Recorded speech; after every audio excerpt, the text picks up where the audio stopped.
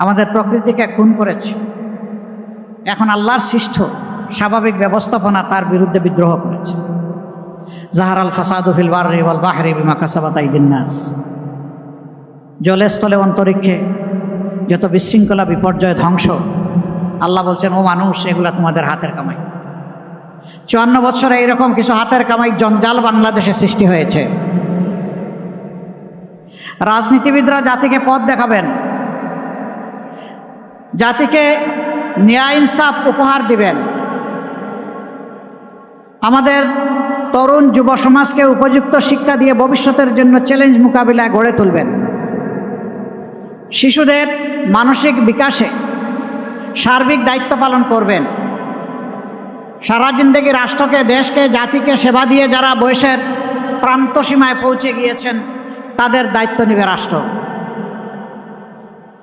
এবং প্রত্যেকটি মানুষের মর্যাদা এবং নিরাপত্তা নিশ্চিত করবে। এখানে কোনো জমিদার তৈরি হবে না, এখানে মিলেমিশে সকলেই জনগণ। কিন্তু দুর্ভাগ্যের বিষয়, আমাদের সম্মানিত জ্যেষ্ঠ রাজনীতিবিদ আক্ষেপ করে বলেছেন কোনো এক সময় তিনি তার পূর্বের দলকে তিনি আর মেনে নিতে পারেননি। সময় পেলে হয়তো তিনি খুলে বলতেন, আমরাও শুনতাম কেন তিনি মেনে নিতে পারলেন না। কিন্তু তিনি ইঙ্গিত দিয়েছেন, কিছু কিছু ইঙ্গিত দিয়েছেন। আমি সেদিকে যাচ্ছি না। বলছিলাম 54 বছরে পালাক্রমে যারা দেশ শাসন করেছেন তারা জাতির উপর ন্যায় বিচার প্রতিষ্ঠা করতে পারেননি। আবাল বৃদ্ধ বনিতার অধিকার নিশ্চিত করতে পারেননি। তারা আমাদের সন্তানদেরকে সোনার সন্তান হিসাবে, খাঁটি মানুষ হিসাবে গড়ে তোলার কর্মসূচি নিতে পারেননি। যার কারণে আজকে আমরা দেখি সমাজে বিভিন্ন ধরনের বিপর্যয়, বিশৃঙ্খলা। আমাদেরই তরুণ সমাজের একটা অংশ তারা মাদকের সাথে সম্পৃক্ত, তারা বিভিন্ন সামাজিক অপকর্মে জড়িত। কেন? এর মূল কারণ হচ্ছে রাষ্ট্র ব্যর্থ হয়েছে তাদেরকে গড়ে তুলতে, তাদেরকে সুশিক্ষা দিতে। যেহেতু তারা তাদের শিক্ষার অধিকার পায়নি, তাই হতাশ হয়ে, ব্যর্থ হয়ে, ক্ষুব্ধ হয়ে তারা এখন সমাজের বিপক্ষেই দাঁড়িয়ে গেছে। কোথাও তারা চাঁদাবাজি করে, কোথাও ছিনতাই করে, আবার অনেকে আছে ভালো কাজও করে। যারা ভালো শিক্ষা একটু পেয়েছে তারা ভালো কাজ করে, আর যারা পায়নি, বঞ্চিত হয়েছে, তারা সামাজিক বিভিন্ন ধরনের অপকর্মে জড়িয়ে পড়েছে। এদের জন্য আমাদের বড় দরদ লাগে, মায়া লাগে, কষ্ট হয়। এরা তো মানুষের সন্তান, এরা তো এদেশের নাগরিক। এদের তো এমনটা হওয়ার কথা ছিল না। রাষ্ট্র কেমনে এত দায়িত্ব জ্ঞানহীন হয়? সরকার কেমনে এত দায়িত্ব জ্ঞানহীন হয়? কেন একটা মানব সন্তান জন্ম নেওয়ার পরে সে শৈশবে উপযুক্ত চিকিৎসা এবং শিক্ষা পাবে না? এ ব্যর্থতা কার? আমরা দেশবাসীকে আশ্বাস দিচ্ছি, ইনশাআল্লাহ তাআলা আজিম আমাদের 11 দলীয় ঐক্যজোট আল্লাহ তাআলার ইচ্ছায়, আল্লাহ তাআলার মেহেরবানি এবং সহযোগিতায়, সাহায্যে, আপনাদের ভালোবাসা, সমর্থন এবং ভোটে নির্বাচিত হয়ে সরকার গঠনের সুযোগ পেলে আমরা এই সামাজিক দায়িত্বগুলো পালন করব ইনশাআল্লাহ। সারা বাংলাদেশকে দল ধর্মের ঊর্ধ্বে উঠে ফুলের বাগান হিসাবে আমরা সাজানোর চেষ্টা করব ইনশাআল্লাহ। মানুষে মানুষে আর কোনো বিভক্তি, ভেদাভেদ আমরা আর দেখতে চাই না। আমরা দেখতে চাই আমরা সকলে মিলে আমাদের পরিচয়, আমরাই বাংলাদেশ। আমরা সেইভাবেই আমাদেরকে দেখতে চাই। কেউ যদি আমাকে জিজ্ঞেস করে তুমি কে, আমার জবাব হবে আমি একজন বাংলাদেশ। আপনাদেরকে প্রশ্ন করে আপনি কে, আপনি বলবেন আমার পরিচয় আমি একটা বাংলাদেশ। এই বাংলাদেশ একটা সামগ্রিকতার বাংলাদেশ, যেখানে ন্যায় ইনসাফ থাকবে, যেখানে মানুষে মানুষে ভেদাভেদ থাকবে না, যেখানে সুশিক্ষার প্রসার ঘটানো হবে, যেখানে সামাজিক নিরাপত্তা নিশ্চিত হবে, যেখানে মানুষ কর্মের অধিকার পাবে, যেখানকার মানুষ ইজ্জতের সাথে মাথা উঁচু করে বিশ্ব দরবারে দাঁড়াবে। আর বলবে না অমুক দেশ আমার বড় দাদা, অমুকটা আমার পিসির দেশ, অমুকটা আমার মাসির দেশ। বরঞ্চ জোর করে বলবে এটা আমার বাংলাদেশ। ভাই ও বোনেরা, 47 সালে আমরা প্রথমে স্বাধীনতার মুখ দেখেছিলাম না। এই অঙ্গীকার যারা আমাদেরকে দিয়েছিলেন লড়কে লেঙ্গে পাকিস্তানের স্লোগান দিয়ে, তারা তাদের দায়িত্ব সঠিকভাবে পালন করেন নাই। অনিবার্য হয়েছিল 71-এর মুক্তিযুদ্ধ। সেই মুক্তিযুদ্ধে বুক চিতিয়ে জীবন বাজি রেখে যারা লড়াই করেছিলেন, সামাজিক ন্যায় বিচার পাবো, সাম্য পাবো, এবং সেখানে সকল মানুষ আমরা মিলেমিশে উন্নয়নের অগ্রপথিক হয়ে রাস্তায় রাজপথে চলব। হয় নাই, পূরণ হয় নাই। রাজার ধর্ম করে সমস্ত কাঙ্গালের ধন চুরি।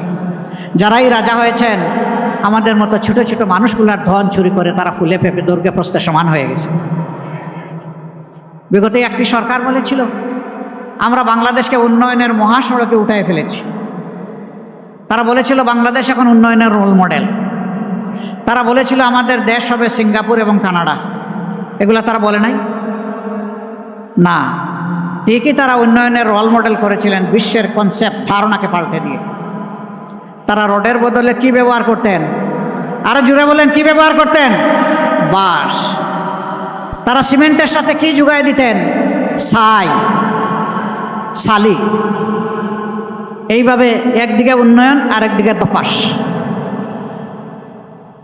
একটা মেয়ে ডিবেটে খুব চমৎকার করে তুলে এনেছিল। সে বলেছিল, কবি লিখেছিলেন, মাগো আমার সুলভ বলা কাজলা দিদি কই, বাঁশবাগানের মাথার উপর ছাদ উঠেছে বই। সে আক্ষেপ করে বলেছিল আজ যদি কবি বেঁচে থাকতেন তার কবিতা তিনি বদলায় ফেলতেন। তিনি বলতেন, মাগো আমার সুলভ বলা কাজলা দিদি কই, ছাদের জায়গায় চাঁদ তো আসে, বাঁশগুলো সব কই। সেই বাঁশ তারা উজাড় করে ফেলেছিল।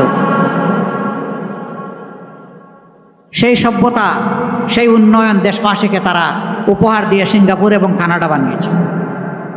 আপনারা কি এখন সিঙ্গাপুরে আছেন না কানাডায় আছেন?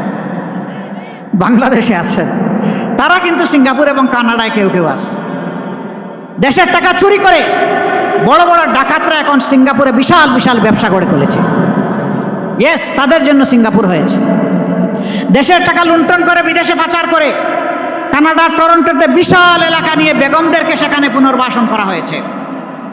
বাংলাদেশের রসিক মানুষ নাম দিয়েছে বেগম পাড়া। অতএব তাদের থেকে কানাডা হয়েছে বাংলাদেশের জনগণের টাকা চুরি করে।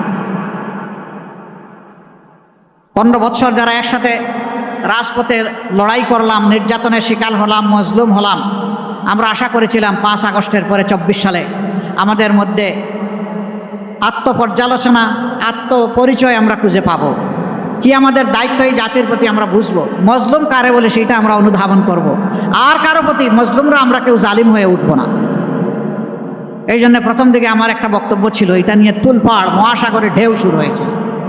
আমরা বলেছিলাম এদেশের জনগণ এক জালিমকে বিদায় করে আরেক জালিমের হাতে দেশ তুলে দিতে চায় না। আপনাদের মনে আছে? আমার এই কথা কি মিথ্যা প্রমাণিত হয়েছে? এই এলাকায় ব্যবসায়ীরা আছেন, বাড়িওয়ালারা আছেন, আমি তাদের অনুচ্চ কান্না শুনতে পাই। তাদের ছেলে নাতিপুতার সমান।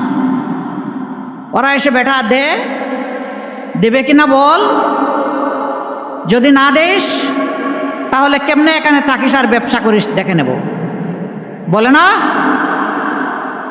আমরা এলাকার জনগণকে আশ্বস্ত করছি সারা বাংলাদেশের মতো, আপনারা আপনাদের ভালোবাসা দিয়ে, সমর্থন দিয়ে, দোয়া দিয়ে, ভোট দিয়ে আমাদেরকে একটু সুযোগ দেন। মহান আল্লাহকে ভরসা করে আমরা ওয়াদা করেছি, চাঁদা আমরা নিব না, চাঁদা নিতে দেব না। আমরা বলেছি দুর্নীতি আমরা করব না, দুর্নীতি আমরা সহ্যও করব না। আমরা এই দেশকে লুটে